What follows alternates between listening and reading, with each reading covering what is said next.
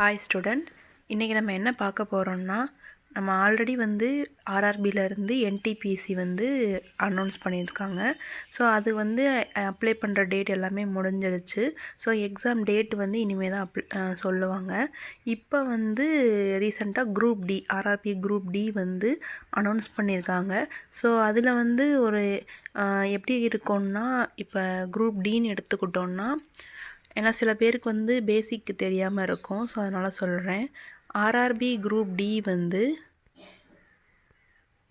10th plus ITI லெவலில் தான் இருக்கும். ஸோ இதில் என்னென்ன இருக்கும் அப்படின்னா, சயின்ஸ் இருக்கும், ஜிகே இருக்கும், அதாவது மற்ற ஸ்டாட்டிக் ஜிகே இதெல்லாம் சேர்ந்து இருக்கும். ப்ளஸ் அதோட ஆப்டிடியூட் அண்ட் மேக்ஸ் இருக்கும். ஸோ இதுதான் வந்து இதோட பேட்டர்ன். ஸோ அந்த ஜிகேக்கு கீழே தான் வந்து இந்த ஸ்டாட்டிக் ஜிகேனா வரும். அதில் வந்து ஃபஸ்ட்டு மேல் in India, first female in India, அப்புறம் இந்தியாவில் உள்ள டேம்ஸ் அந்த சொல்லிட்டு நிறையா டாபிக்ஸ் இருக்கும். ஸோ நம்ம ஒன்று ஒன்றா வந்து டெய்லி பார்க்கலாம். ஸோ இன்றைக்கி நம்ம என்ன பார்க்க போகிறோம் அப்படின்னா, first in India male personalities தான் பார்க்க போகிறோம். ஸோ ஃபஸ்ட்டு கொஸ்டின் பார்க்கலாம். The president of Indian republic யாருன்னா doctor Rajendra Prasad. Second question, the first prime minister of free India வந்து ஜவஹர்லால் நேரு. ஸோ 1947 நமக்கு இண்டிபெண்டன்ஸ் கிடைச்சதுக்கு அப்புறம் நம்மளோட ஃபஸ்ட்டு பிரைம் மினிஸ்டராக யார் வந்திருப்பா அப்படின்னா ஜவஹர்லால் நேரு வந்திருப்பார். Next, first Indian to win the Nobel price. Nobel prize first win பண்ணது யாருன்னா ரவீந்திரநாத் தாகூர் தான்.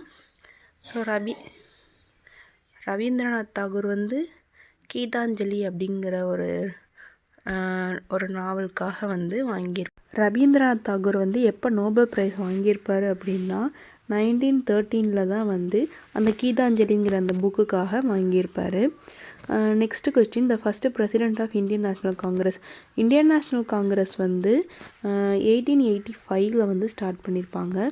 ஸோ அப்போ அதோட ஃபஸ்ட்டு பிரசிடெண்ட்டாக யார் இருந்திருப்பான்னா டபிள்யூசி பானர்ஜி, அதாவது உமேஷ் சந்திர பானர்ஜி அப்படிங்கிறவர் தான் வந்து ஃபஸ்ட்டு பிரசிடெண்ட்டாக இருந்திருப்பார். நெக்ஸ்ட்டு வந்து first Muslim president of Indian National Congress.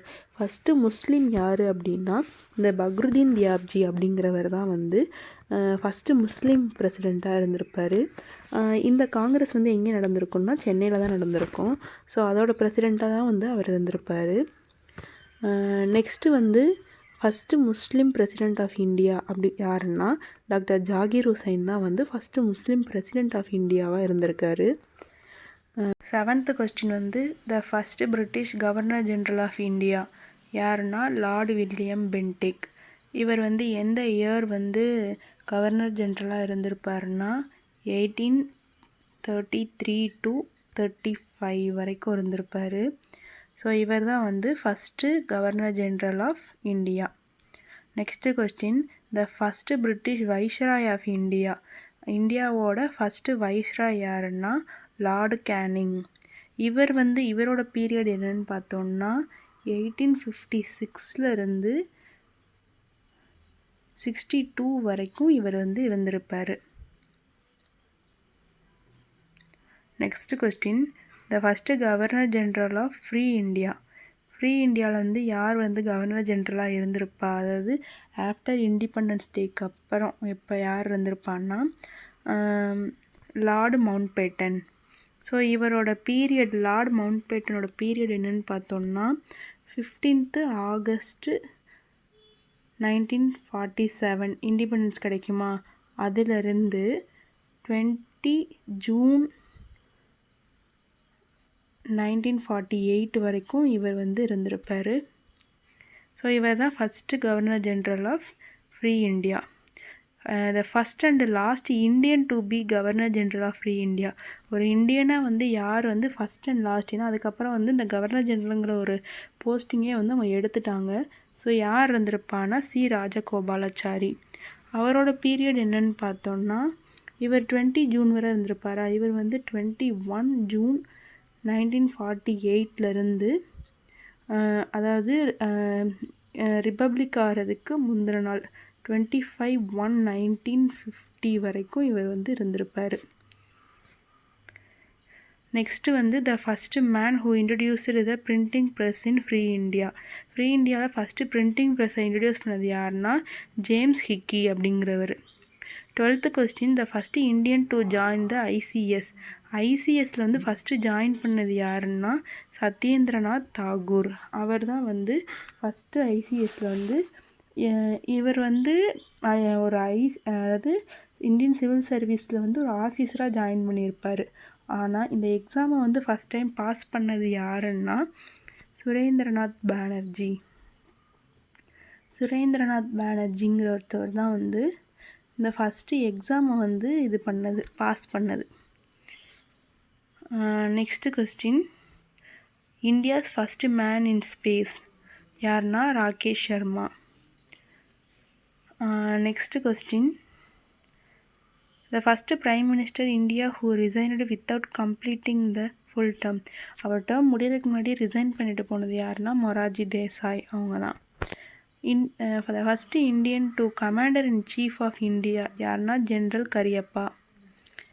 The first chief of army staff யாருன்னா மகாராஜா ராஜேந்திர சிங்ஜி. அவர் தான் வந்து ஃபஸ்ட்டு ஆர்மி ஸ்டாஃபு. 17வது question the first Indian member of the viceroy executive council யாருன்னா எஸ்பி சின்ஹா. அவங்க தான்.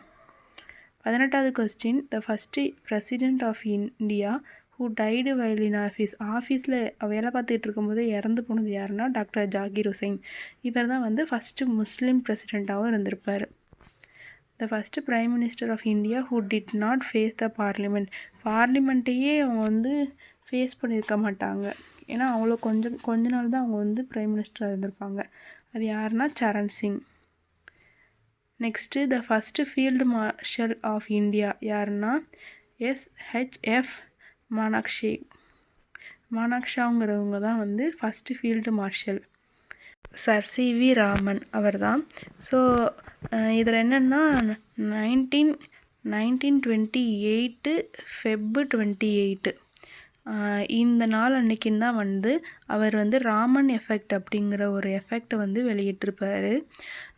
அது ஏன்னா அவரோட இதை என்னவாக இருக்குன்னா ஏன் வந்து வந்து வானம் வந்து ஏன் வந்து ப்ளூ கலரில் இருக்குது அப்படிங்கிற ஒரு இதுக்காக அந்த எஃபெக்டை வந்து அவர் இது பண்ணியிருப்பார். ஸோ அதனால் வந்து இவருக்கு வந்து ஃபஸ்ட் டைம் நோபல் ப்ரைஸ் கொடுத்துருப்பாங்க. அதனால தான் நம்ம என்ன பண்ணுறோன்னா அந்த Feb 28 வந்து நம்ம நேஷ்னல் சயின்ஸ் டேவாக கொண்டாடுறோம். ஸோ அதனால் அடிஷ்னல் இன்ஃபர்மேஷன் நல்லா தெரிஞ்சுக்கோங்க. 22nd கொஸ்டின் வந்து the first Indian to receive the Bharat Ratna award doctor Radhakrishnan. Next வந்து the first Indian to cross English channel யாருன்னா Mihir Sen. The first Indian to receive the Jnanpith award Shri Sankar Kurup. The first speaker of Lok Sabha Ganesh Vasudev Mavalankar இல்லைனா GV மாவ்லங்கர்னு சொல்லலாம். The first vice president of India doctor Radhakrishnan. So vice பிரசிடெண்ட்டாக இருக்கும்போது தான் இவர் வந்து பிரசிடெண்ட் கையால் ஃபஸ்ட் டைம் வந்து பாரத் ரத்னா அவார்டு வாங்கியிருப்பார். நெக்ஸ்ட்டு வந்து த ஃபஸ்ட்டு எஜுகேஷன் மினிஸ்டர் யாருன்னா அபுல் கலாம் ஆசாத். ஸோ இவரோட பர்த்டே எப்போன்னா November 11. ஸோ அதை தான் வந்து நம்ம நேஷ்னல் எஜுகேஷன் டேயாக வந்து கொண்டாடுறோம். நெக்ஸ்ட்டு வந்து the first home minister of India யாருன்னா Sardar Vallabhbhai Patel. The first Indian air force air chief marshal யாருன்னா S Mukherjee. The first Indian naval chief யாருன்னா வைஸ் அட்மிரல் RD கட்டாரி அப்படிங்கிறவர் தான். The first judge of international court of justice doctor Nagendra Singh. The person to receive the Param Vir Chakra. The first time வந்து பரம்வீர் சக்ரா விருது வழங்கினது யாருன்னா major Somnath Sharma அப்படிங்கிறவர் தான். Next the person who reach the mount Everest without oxygen இல்லாமல் வந்து mount எவரெஸ்ட்டை reach பண்ணது யாருன்னா ஷெர்பா ஃபூ தோர்ஜி அப்படிங்கிறவங்க தான். 34th கொஸ்டின் வந்து the first chief election commissioner யாருன்னா Sukumar Sen. The first person to receive the Magsaysay award வந்து ஆச்சாரியா வினோபாவே. ஸோ ஆச்சாரியா வினோபாவே வந்து எந்த இயர் வாங்கியிருப்பாங்க அப்படின்னா 1958 வந்து வாங்கியிருப்பாங்க. The first persons of Indian origin to receive the Nobel prize in medicine. மெடிசின்காக வந்து இந்தியன் ஆரிஜின் ஒருத்தவங்க வந்து நோபல் ப்ரைஸ் வாங்கியிருப்பாங்க. யாருன்னா ஹர்கோவிந்த் குரானா அப்படிங்கிறவங்க. Next the first Chinese traveller to visit in India, ஃபாஹின்.